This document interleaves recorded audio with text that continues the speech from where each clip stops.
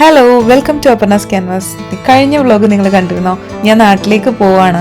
അപ്പോൾ എയർപോർട്ടിലെത്തി duty free ഷോപ്പിലാണ് ഇപ്പോൾ ഉള്ളത്. വെയിറ്റ് അധികം കൊണ്ടുപോകാൻ പറ്റാത്തതുകൊണ്ട് ഡ്യൂട്ടി ഫ്രീ ഷോപ്പിൽ നിന്ന് കുറച്ചൊക്കെ ചോക്ലേറ്റ്സ് ഒക്കെ വാങ്ങിക്കുന്നത് നല്ലതാണെന്ന് എനിക്ക് തോന്നി. അപ്പോൾ കുറച്ചൊക്കെ നല്ല കളേഴ്സിലുള്ള ഈ ഒരു ചോക്ലേറ്റ് ഒക്കെ ഞാൻ ഇവിടെയാണ് കണ്ടത്. 9 ഉള്ള ചോക്ലേറ്റ്സും ഉണ്ട്. ഈ ടൈമിലൊക്കെ ഇങ്ങോട്ട് വരുന്നവർക്ക് നമ്മളുടെ ഈ വീഡിയോ കാണുവാണെങ്കിൽ ചിലപ്പം ബെനഫിഷ്യൽ ആയിരിക്കാം. 11.99. ഈ ഒരു കാഡ്ബറി 15.99, 4 pounds നമുക്ക് സേവ് ചെയ്യാമെന്ന് എഴുതിയിട്ടുണ്ട് യൂഷ്വൽ പ്രൈസിനേക്കാളും.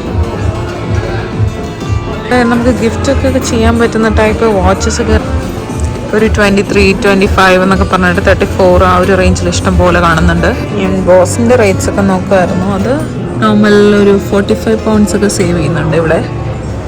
റേറ്റ്സ് ഒക്കെ 233, 133. എന്നാലും ലാഭമാണ് പുറത്തുനിന്ന് തോന്നുന്നുണ്ട്. 8 lakhs ഒരു സംഗതി ഇരിക്കുന്നുണ്ടോ?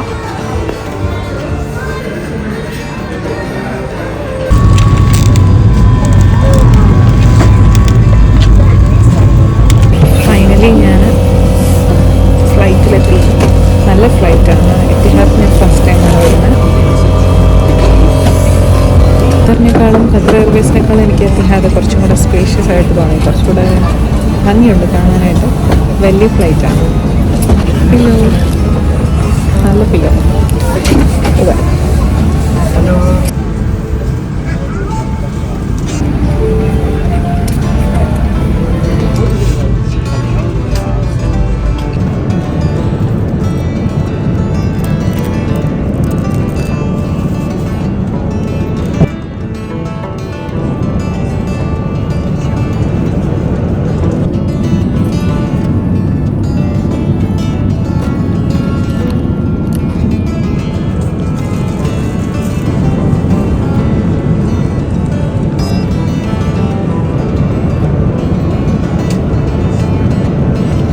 മെയിൻ കോഴ്സ് ഒക്കെ കഴിഞ്ഞ് പിന്നീട് വന്നിട്ടുണ്ടായിരുന്നതാണ് ഈ മാർഗരേറ്റ പിസ്സ.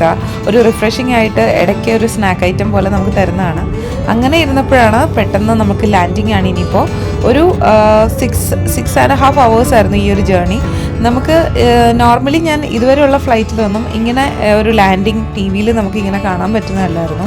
അപ്പോൾ ഇത് ആദ്യമായിട്ടാണ് എനിക്ക് ഇങ്ങനെ കാണാൻ പറ്റിയത്. അരുൺ എൻ്റെ അടുത്ത് പറഞ്ഞിരുന്നത് ഇതല്ല ശ്രീലങ്കൻ എയർലൈൻസിൽ കണ്ടിട്ടുണ്ടെന്ന്. ഇപ്പോൾ എത്തിഹാദിൽ നമുക്ക് ഈ ഒരു ഓപ്ഷൻ ഉണ്ടായിരുന്നു.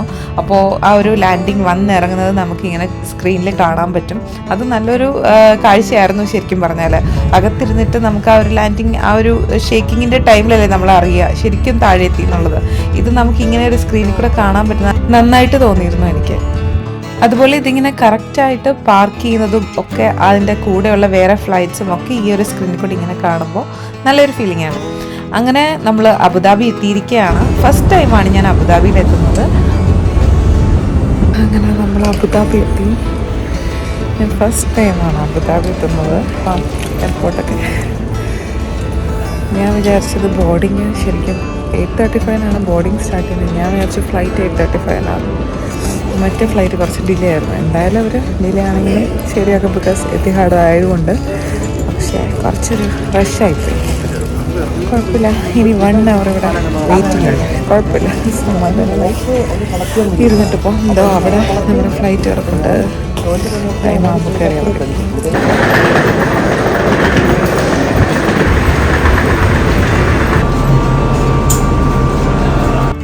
ലണ്ടൻ ടു അബുദാബി നമുക്ക് ഏകദേശം ഒരു 6.5 hours ആണ് ജേർണി എങ്കിൽ, ഇനി അബുദാബിയിൽ നിന്ന് നമുക്ക് കൊച്ചി വരെയൊക്കെ ഒരു 4 hours ആണ് ജേർണി വരുന്നത്. പക്ഷേ ഫ്ലൈറ്റ് വളരെ ചെറിയൊരു ഫ്ലൈറ്റ് ആയിരുന്നു. സോ സ്ക്രീൻ പോലും ഉണ്ടായിരുന്നില്ല.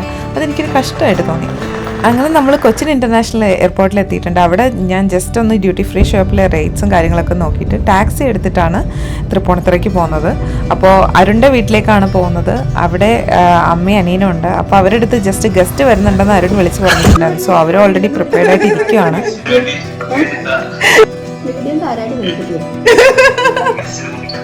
അരികുട്ടി കിട്ട് കൊടുക്കാന്ന് പറയണേ. ഞങ്ങൾ ഗസ്റ്റ് വരുന്നുണ്ട്, ഞങ്ങളുടെ അവിടെ 2 ആൾക്കാർ വരുന്നുണ്ട് ഇങ്ങോട്ട് എന്നൊക്കെ പറഞ്ഞിട്ട് ഇവിടെ ഇവരെ പ്രിപ്പയർ ചെയ്ത് നിർത്തിയേക്കുമായിരുന്നു. അത് എന്തൊക്കെ കൊടുത്താലും നമുക്കൊരു കൃത്യമാവില്ലല്ലോ. അപ്പൊ ഇന്ന് രാവിലെ എല്ലാം വാങ്ങിച്ചോണ്ടെന്ന് വെച്ചപ്പോ ഇവനെ കിട്ടിയില്ല. പിന്നെ ഞാൻ തന്നെ ഓടിയാണെന്നൊക്കെ ചെയ്തു. ഇപ്പൊ ഇല്ല. എന്നാലും എനിക്ക് ഒരാള് വരുന്നൊരു നമുക്കൊരു ഇതാണല്ലോ, അവരെ കാണാം. നാളെ വെളുപ്പിനെ ഞാൻ എൻ്റെ വീട്ടിലേക്ക് സർപ്രൈസ് ആയിട്ട് ചെല്ലുവാണ്. അപ്പോൾ അതിനു മുൻപ് അരുണിൻ്റെ ഫ്രണ്ട്സിനെയൊക്കെ ഒന്ന് കണ്ടിട്ട് പോകാമെന്ന് കരുതി.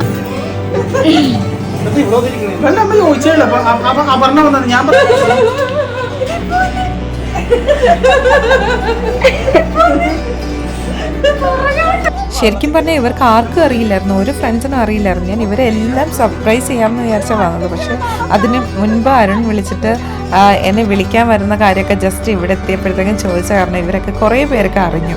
അപ്പോൾ എന്തായാലും ഞാൻ ടാക്സിയിൽ വരികയും ചെയ്തു.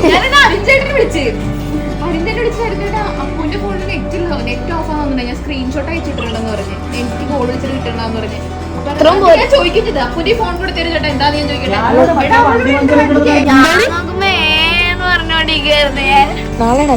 ഞാനത് 4 ദിവസത്തേക്ക് മാത്രമാണ് നാട്ടിലുണ്ടാവുക. മൊത്തം 7 ഡേയ്സിൻ്റെ ട്രിപ്പ് മാത്രമേ ഉള്ളൂ. അപ്പോൾ 4 ദിവസമാണ് നാട്ടിലുണ്ടാവുക. അപ്പോൾ ഇവരെയൊക്കെ കാണുക എന്ന് പറയുന്നത് ഇനിയിപ്പോൾ പെട്ടെന്ന് പറ്റില്ല. ഞാൻ കായംകുളത്തേക്ക് പോവായതുകൊണ്ട്. അപ്പം ഞാൻ പോയത് പിന്നെ ചിന്നി ഈ പടിതേ ഇപ്പോഴാണെന്ന് ചവിട്ടിയത് ആ കാലുകൾ.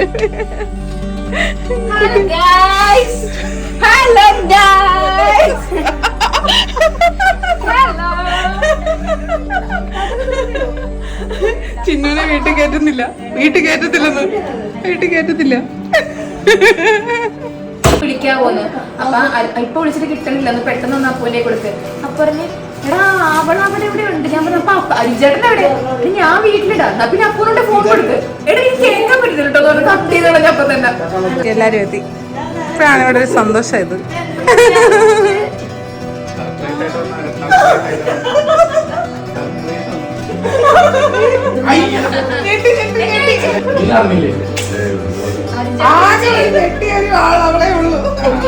ചിന്നുനെ കൂടാതെ ഒരാളും കൂടി ഇനി ഞാൻ വരുന്ന അറിയാതെ ഉണ്ടായിരുന്നുള്ളൂ. അപ്പോൾ ശംഭുവിനെ അവര് ജസ്റ്റ് പറഞ്ഞു ഒരു അലമാര വരുന്നുണ്ട്, അത് മേലെ വിളിച്ച് കയറ്റണം എന്ന് പറഞ്ഞിട്ട് വിളിച്ചു വരുത്തിയതാണ്. അങ്ങനെ